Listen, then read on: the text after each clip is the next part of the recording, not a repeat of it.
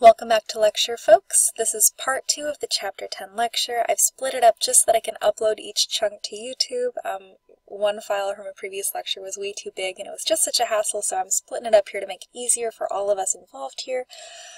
Previously, we were talking about the Bank of the United States. This was something that Hamilton had proposed. We're going to keep on the Hamilton train and we're going to take a look at his report on manufacturers. Before he left office, Hamilton issued his report on manufactures to Congress. Unlike Jefferson, who wanted a nation based on small farmers exporting raw materials, Hamilton wanted a more mixed economy that included both farming and commercial pursuits.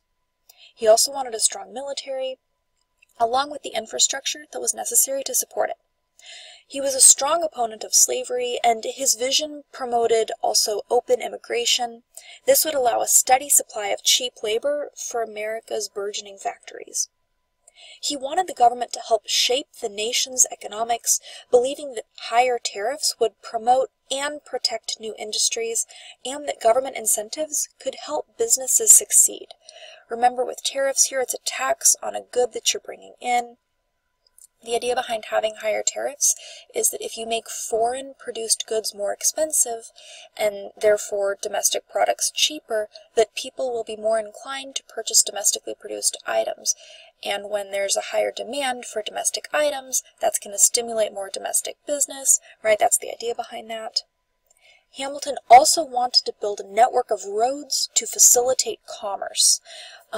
Keep this in mind. Henry Clay is gonna come along here in a little bit. He's going to take up several of Hamilton's calls. We'll talk about him here in a couple chapters. In all, Hamilton wanted America to have what it needed to be independent, to be strong, and to be an economic player among the nations of the world. This particular report, which was pretty far-sighted for the time, was never even put up for a vote, though.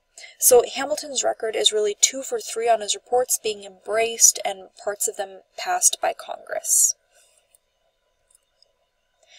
Now we got to talk about another rebellion, so we're going to kind of contrast this one mentally with Shays' rebellion. Remember how Shays' rebellion demonstrated what? Shays' rebellion demonstrated that the federal government was not strong enough to handle issues that might arise. Shays' rebellion was one reason why our founders wanted to create a stronger federal government in the form of the Constitution we currently have. The Whiskey Rebellion comes along, and it demonstrates that we got just the kind of federal government that can take care of business. Okay, so let's get started here. The Whiskey Rebellion in western Pennsylvania was sparked over another part of Hamilton's financial program. This time, it was an excise tax on whiskey. Farmers in the remote regions of western Pennsylvania and the Appalachians frequently distilled their grain into whiskey. This was easier to transport, and it was also easier to preserve, right? If you've got grain you got to get to market, you got to get that to market in a hurry, you got to find a seller in a hurry because your grain goes bad, right? But your alcohol's not going to go bad. It's also easier to transport. Rather than carrying 20 bushels, you can maybe carry, 5 barrels or something like that. You know what I mean? They also didn't have to compete with grain produced by Easterners who were happy to buy whiskey. Western farmers, though, saw the tax as unfair. Western farmers thought that it singled out the whiskey producers over other farmers and land speculators. Most frontier farmers had opposed the Constitution during the ratification debate. Now they saw the government as fulfilling their worst fears. In response to the tax, the Pennsylvania, North Carolina, Maryland, Virginia, and Georgia legislatures passed resolutions that opposed the tax. Protests soon escalated, with tax collectors being shot at, tarred and feathered, and beaten. Where have we seen this before? These are the same tactics used by the revolutionaries in their opposition to British tax policies. Rebels embraced much of the same language and ideology as those who fought the British during the Revolution too. They saw themselves as inheriting this cause of liberty, not too far off from what the Confederates would argue half a century later. A convention of more than 200 Western farmers here actually ended up debating armed resistance to the whiskey tax. More than 1,600 rebels met outside of Pittsburgh. They planned to attack the government garrison there to obtain weapons.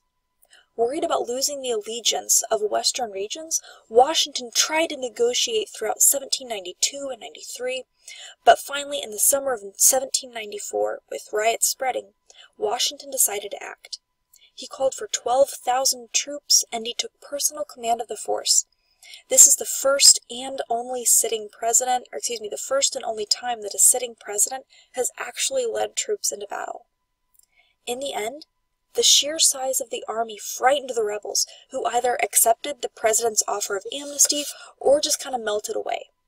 Only 2 rebel leaders were convicted of treason, and Washington actually ended up pardoning them in an attempt to heal the nation and move forward. This is similar in idea to what Ford did for Nixon, and we'll get there next semester. Just kind of keep that in mind, perhaps. And let's go ahead and move on. Meanwhile, news of the French Revolution drifted across the Atlantic. Historians now believe that Washington decided to run for a second term because he was concerned by events in France. War between France and Britain, he believed, was not far off, and with the Franco-American alliance still in effect from our revolutionary days, diplomacy would be much more difficult. Washington issued a formal proclamation of neutrality in the spring of 1792. This said that America would be neutral, we would not take sides. He did agree, however, to pay France's revolutionary government the debts it was owed from the revolution earlier than had previously been negotiated. We know the French are hard up for cash. But the new French ambassador, Edmond Charles Genet, Citizen Genet, he's known as, caused problems. Upon landing in Charleston, South Carolina, he immediately began commissioning American vessels to attack British ships. This is obviously a direct violation of Washington's neutrality policies, right? We can't have Americans out there attacking ships willy-nilly. We're a nation now. We don't do that. We don't do the privateering thing, at least, on its face. Citizen Genet also purchased munitions for France, and he enlisted volunteers to attack Spanish Florida. He's causing problems all over the place. In the end, Washington asked the French government to recall Genet, and they finally recalled him in early 1794. But Genet thought that he might be executed if he goes back, so he asked for political asylum, and he received it, so he stays, but he stops kind of being a thorn in our side. He's a really interesting dude. If you have a chance, maybe do a Google search on him. He's really, really fascinating. Many Americans supported the French Revolution, though, seeing in it another example of the democratic spirit that had inspired our own revolution. Sorry, I can't talk tonight. As news of the revolution's excesses spread, however, many Americans, especially Federalists, began to be concerned. Others felt that the violence, while regrettable, was understandable. Democratic-Republican societies supporting the French Revolution sprang up throughout the United States. Many members were farmers or artisans and small-time merchants from East Coast cities, where anti-British sentiment ran deep. Members of these societies also tended to dislike Hamilton's economic policies and the expanding power of the federal government. Washington himself tried to stay above the fray and tried to unite different factions, but he was less successful as his term of office went on. Washington's second term of office is going to be characterized by a lot more political division, a lot more political debate, and Washington, while he is still respected as a leader, and while he still, displays these leadership qualities, he's not the same kind of leader in his second term as his first, and it's because of the political environment that he's trying to operate within. Again, really interesting stuff. Let me know if you want to talk any more about that. I think it's really fascinating. Let's see, moving on.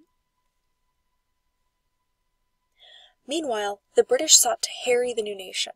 In the summer of 1793, they issued orders in council, which is kind of like the equivalent of executive orders in the United States, that banned all American commercial links with France or the French Caribbean.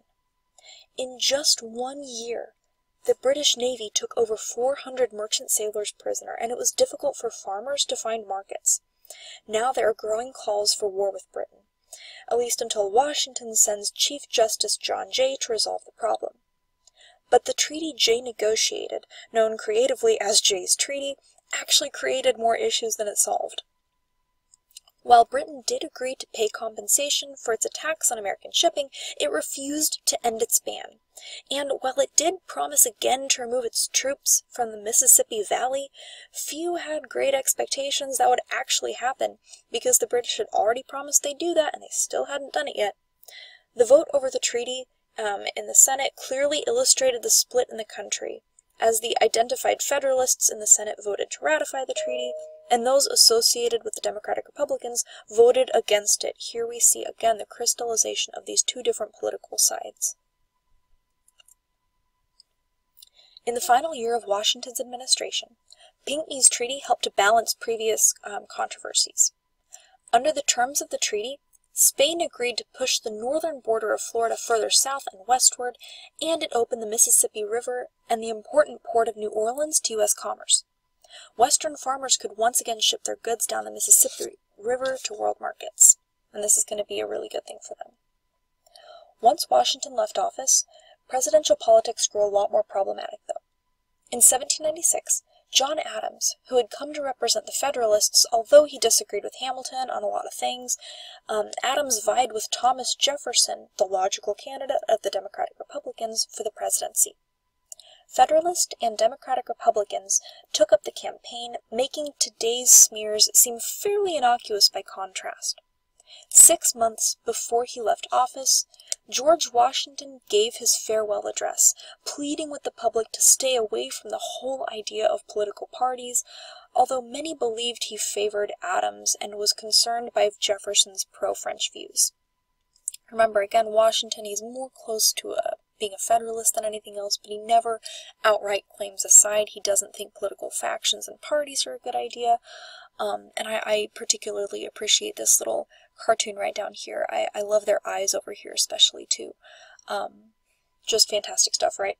In the end, Adams won, with all of his electoral votes coming from the Federalist strongholds from New York, New Jersey, and New England. As second place winner, Jefferson became the vice president. The vice president would stop being awarded the second place finisher with the 12th Amendment within about a decade. Although it looked like members from the two parties would let tempers cool after the election, all really truly was not well. We're going to go ahead and stop part 2 right here because it's a good stopping point. Come back for part 3.